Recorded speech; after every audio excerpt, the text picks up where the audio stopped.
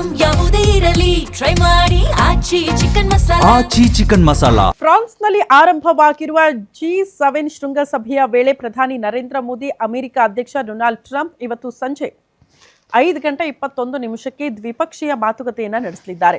ಉಭಯ ನಾಯಕರು G7 ಶೃಂಗಸಭೆ ಆರಂಭದಲ್ಲಿ ಪರಸ್ಪರ ಭೇಟಿಯಾಗಿ ಹಸ್ತಲಾಘವ ಮಾಡಿದ್ರು. ಇವತ್ತು 16 ತಿಂಗಳ ನಂತರ ಇವರ ಮೊದಲ ಭೇಟಿಯಾಗಿತ್ತು. ಶೃಂಗಸಭೆಯ ವೇದಿಕೆಯಲ್ಲಿ ಇಬ್ಬರು ನಾಯಕರು ಪರಸ್ಪರ ಪಕ್ಕದ ಆಸನಗಳಲ್ಲೇ ಕುಳಿತುಕೊಂಡು ಕೆಲ ಕಾಲ ಸಂಭಾಷಣೆ ನಡೆಸಿದ್ರು.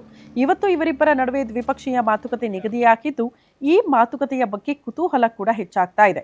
ಭಾರತ ಹಾಗೂ ಅಮೆರಿಕ ನಡುವಿನ ವ್ಯಾಪಾರ ಒಪ್ಪಂದ ಇನ್ನೂ ಸಂಪೂರ್ಣವಾಗಿ ಜಾರಿಗೆ ಬಂದಿಲ್ಲ. ಈ ಬಗ್ಗೆ ಮಾತುಕತೆ ನಡೆಯುವ ನಿರೀಕ್ಷೆ ಕೂಡ ಇದೆ. ಇನ್ನು ಇರಾನ್ ಅಮೆರಿಕ ಸಮರದಿಂದ ಭಾರತಕ್ಕೆ ತೈಲ ಹಾಗೂ ಅನಿಲದ ಸಮಸ್ಯೆಯಾಗಿದೆ. ಅಲ್ಲದೆ ಹರ್ಮುಜ್ ಜಲಸಂಧಿಯಲ್ಲಿ ನಡೆದ ದಾಳಿಗಳಲ್ಲಿ ಭಾರತದ ಹಡಗುಗಳಿದ್ದ 3 ನಾವಿಕರು ಕೂಡ ಸಾವನ್ನಪ್ಪಿದ್ದಾರೆ. ಆದರೆ ಖುದ್ದು ಟ್ರಂಪ್ ನೇರವಾಗಿ ಈ ಬಗ್ಗೆ ಮಾತನಾಡದೆ ಸುಮ್ಮನಿದ್ದಾರೆ. ಬಟ್ ಇವತ್ತು ಅಟ್ಲೀಸ್ಟ್ ಅದರ ಬಗ್ಗೆ ಮಾತಾಡ್ತಾರಾ ಅನ್ನೋದು ಪ್ರಶ್ನೆ.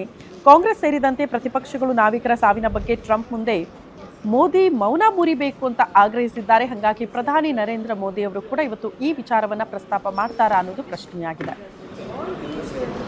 heads of governments and of international organizations like that in the